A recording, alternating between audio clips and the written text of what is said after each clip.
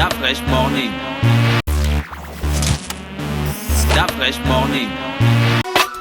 Sur les 104.5 Urban FM, la station urbaine avec Jean-Paul. Jean-Paul, bonjour. Bonjour. Comment tu vas ce matin? Ça va très bien. Et à la forme? Oui, très Alors, bien. qu'est-ce qui se passe du côté des États-Unis et de l'Iran? C'est de ce dont on va parler ce matin. Oui. En fait, là, il s'agit véritablement de certainement la première grave crise internationale de 2020. Parce qu'elle oppose évidemment deux puissances régionales, deux puissances internationales. Une puissance régionale, en l'occurrence l'Iran, qui a rompu ses relations diplomatiques avec les États-Unis depuis 1977. Et évidemment, les États-Unis de Donald Trump. Tout est parti vendredi dernier d'une attaque à Bagdad, une attaque qui a été ciblée, puisque c'est le général Qassem Soleimani qui a été tué. Alors, qui est le général Qassem Soleimani? C'est le numéro 2 de ce qu'on appelle les gardiens de la révolution. Il faut savoir que, si tu veux, dans le système iranien, les ayatollahs qui sont les docteurs de la loi, et qui sont, parce que c'est une théocratie, ceux qui ont la gestion à la fois de tout ce qui est lié à la religion et à l'exercice du pouvoir, eh ben, eux, ils ont leur propre unité d'élite militaire que l'on appelle les gardiens de la révolution. Et ce sont, si tu veux, un peu les gardiens du temple. Et donc, c'est le numéro 2, le général Qassem Soleimani est le numéro 2. Il est considéré aussi comme quelqu'un d'extrêmement influent dans la région, puisque depuis, si tu veux, la chute de Saddam Hussein en 2003, l'Iran a joué un rôle particulièrement influent en Irak, parce qu'il faut savoir que l'Iran comme l'Irak sont majoritairement chiites, donc ce sont deux courants religieux qui s'opposent aux sunnites, et donc l'Iran a donc toujours accentué son influence en Irak. Et donc, le général Qassem Soleimani était là justement pour discuter avec les autorités irakiennes sur comment trouver des solutions face aux manifestations qui ont ciblé la plupart des grandes villes irakiennes depuis à peu près 3 semaines, Bagdad, Mossoul au nord.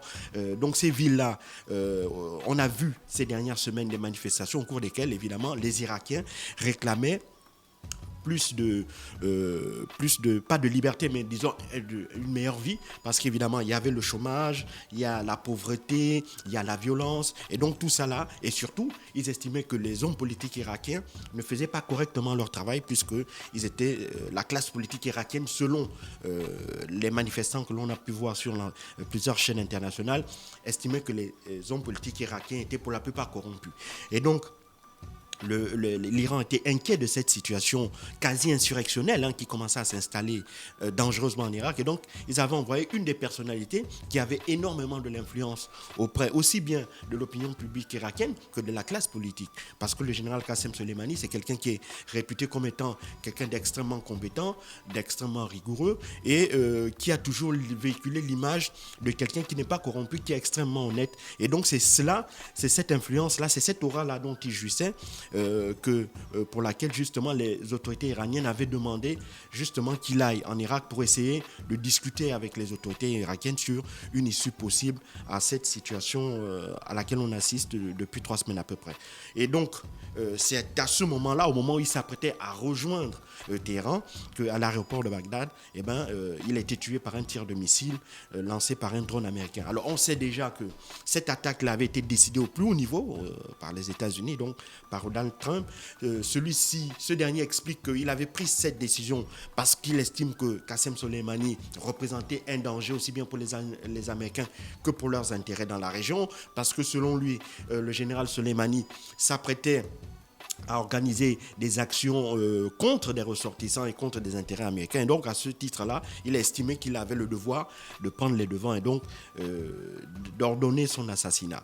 Alors, c'est extrêmement grave parce que là, pour la première fois, on assiste à une confrontation directe entre les États-Unis et l'Iran. Il faut savoir que depuis, disons... Est-ce que c'est vrai qu'il allait mener des actions contre les Américains? Bon, là, évidemment, les Iraniens disent le contraire. Tu sais, à ce niveau-là... Mais il est parti en Irak pour régler la crise irakienne. Oui, il est parti en Irak pour régler la crise irakienne. Pour que les Irakiens s'entendent entre eux, trouvent une solution au chômage, à la violence et tout ce qui se passe. Oui, mais il ne faut pas aussi oublier que les Américains aussi sont extrêmement présents en Irak.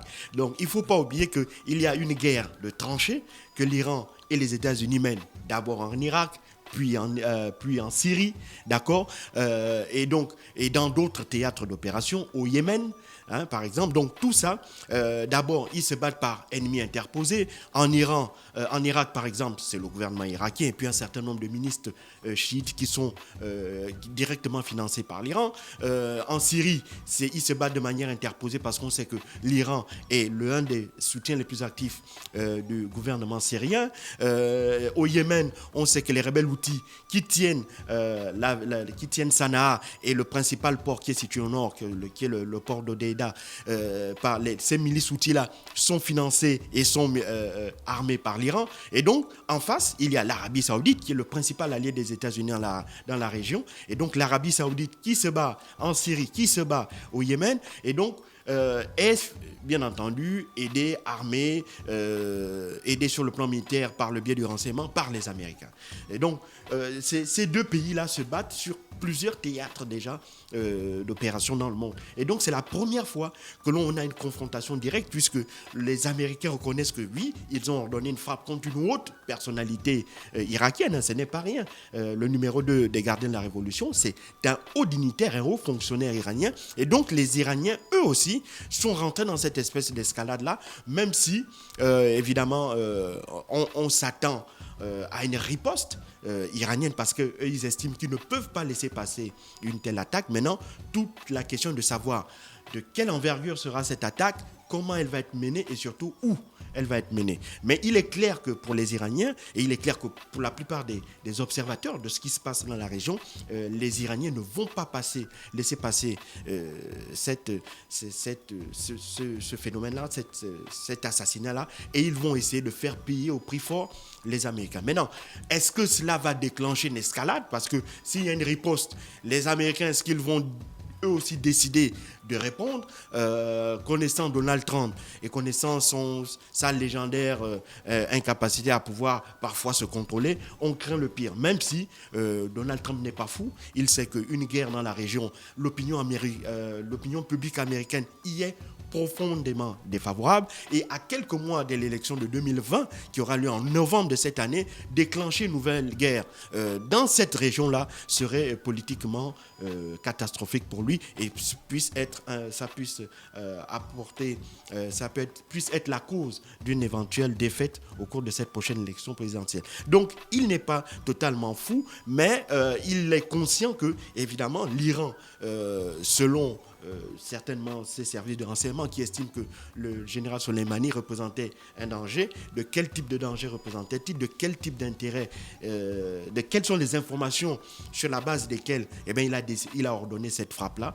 Pour le moment, on n'en sait rien, mais il est clair que les réactions de l'Iran à partir depuis vendredi dernier sont rigoureusement scrutées parce qu'évidemment, on craint le pire. Et c'est la raison pour laquelle même certaines personnalités, et pas des moindres aux États-Unis, même ont essayé d'envoyer des artistes, des intellectuels, des hommes politiques, ont essayé d'envoyer des messages comme ça là, via les réseaux sociaux aux autorités iraniennes pour leur demander qu'ils ne tiennent pas compte, qu'ils tiennent compte évidemment de l'avis des citoyens américains qui, pour la grande majorité, ne sont pas favorables à une escalade de la violence, ne sont pas favorables à un nouveau conflit, à ce que les Américains s'engagent dans un nouveau conflit. Mais évidemment, tout ça, il y a peu de chances que ces messages-là soient occultés par les autorités iraniennes, tant le ressentiment est particulièrement fort depuis vendredi dernier.